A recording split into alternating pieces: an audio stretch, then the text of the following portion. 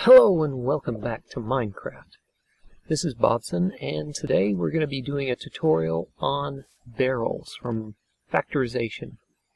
Now, barrels are a single item storage device. They can only store a single type of item, but they can store a lot of that item. Now, in order to make them, you simply need oak logs or wooden logs of any type, actually. You can use jungle logs or redwood logs, any type of log at all, as well as a single slab of wood at the top, and you get a barrel. Now you can place these barrels down, right-click them with any type of item, and it'll go straight in. Now as you can see, it has 64 dirt. You can right-click on it, and it'll give you a little floating number telling you exactly how many pieces of material are inside, and you can left click on it to get one stack of it out. Now, a special thing of note about barrels is, as you can see with this redstone engine and a wooden pipe here, it cannot pump out of the sides, nor can it pump into the sides. It can only pump into the top of the barrel and out of the bottom of the barrel, like this. The output is only at the bottom, and the input is only at the top, like that. And it's a bit inconvenient when you're trying to place your barrels and get a piping system going, but yeah. It's made up by the fact that you can store a lot of items, up to 64 stacks of 64 in a single barrel. 64 stacks of dirt in this barrel right now, and that's the maximum for the basic barrel. Now you can upgrade these barrels and increase them to 1,024 stacks of items. Yes, 1,024 stacks in a single barrel. I'm going to show you exactly how to do that right now. First off, what you're going to need is a stamper, a craft packet stamper. For that you need cobble, a crafting table, a piston, and some iron ingots. Now what you have for your craft packet stamper, you place it down, and in order to get the item we need to making the upgrade is for the barrel is a bit intensive, a lot of different steps. Now in order to get a craft packet, you need some TNT, just basic TNT, and you need a block of diamond, 4 TNT, 4 obsidian, and it creates this item, a craft packet. Now you take the craft packet, you stick it into the stamper, and it creates these diamond shards. You get 18 of these. Now you take this shard along with a single nether brick, and it creates this item, a wrath igniter. Now the wrath igniter is a kind of like the flint and steel in the way it works. You can use it to set fires, and it creates a special type of fire. It's not standard fire. It will spread over anything, and once I'm done with this explanation, I'll give you a demonstration of what it actually does and the reason I'm creating this block here over the water. Now what you're going to want to do is create blocks of iron, which is what you need to create the dark iron you're going to need for the upgrade. And what you're going to want to do is have this out over water or in mid-air, as long as the iron blocks are not touching any other solid block. Now as you can see, I've created a little platform of iron blocks. Let me remove this dirt, and I'll show you what you need to do. You take the wrath igniter, and just like a normal flint and steel, you right click with it, and it will set these blocks of iron on fire. After they've burnt for a few minutes, they will turn into dark iron blocks, just like that one right there. Now, the Wrath Igniter is a dangerous tool. It will spread. The specialized fire it uses will spread to any block. It will set fires, it will strip off grass from dirt, and it will turn sand into glass. Any sand on the ground will turn into glass. Now, that's why you need to be really careful with how you use this.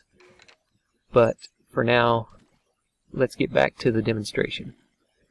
Now, once you have your dark iron blocks, like these, you're going to take them and turn them into dark iron bars, like this. And then you're going to use those dark iron bars along with one ender pearl, a standard barrel, 2 blaze rods, and a single piece of leather. And it gives you this, an extra dimensional storage, a barrel upgrade. Now you take this and you use it on a normal barrel. You shift right click on it, and there you go. This barrel is now exactly like this barrel. And this barrel has 1,024 stacks of dirt in it. 1,024 full stacks of dirt in this single barrel. That is a massive amount of storage for a single block to have. And if you're going to be quarrying or mining or doing anything that's going to give you a ton of material of a single type, then this is the item you're going to need.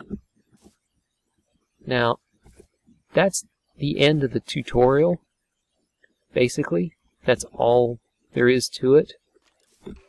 Those basic steps are all you need to do to build your own massive barrel storage. So I think I'm going to end this by going into creative mode, and I'm going to use this Wrath Igniter and show you exactly what I was talking about with it.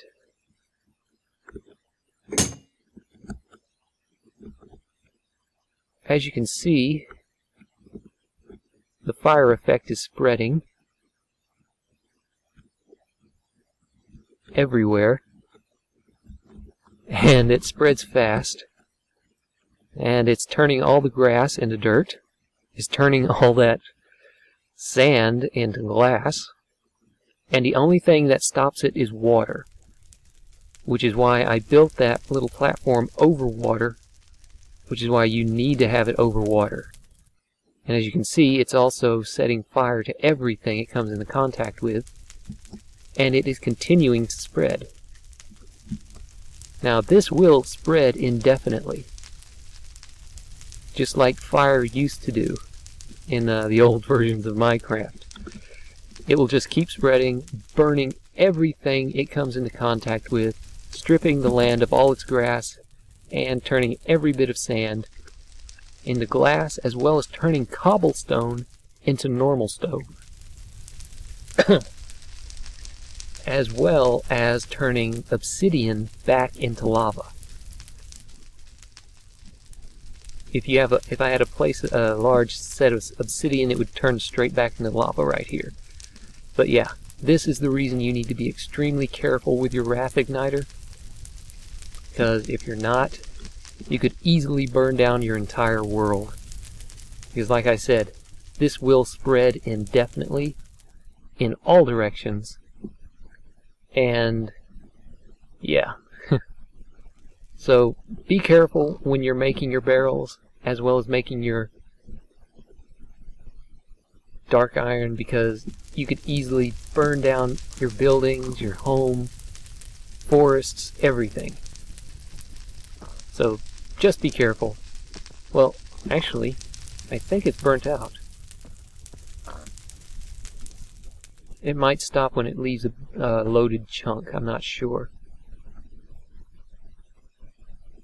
That might be the way to stop it. Just simply leave, and the chunk it's in will unload, and the fire will stop burning. I don't know. But yeah, that's the end of this tutorial, as well as my cautionary what not to do with your wrath igniter. But yeah, thanks for watching. This is Bobson, and until next time, I'll see you later, and bye.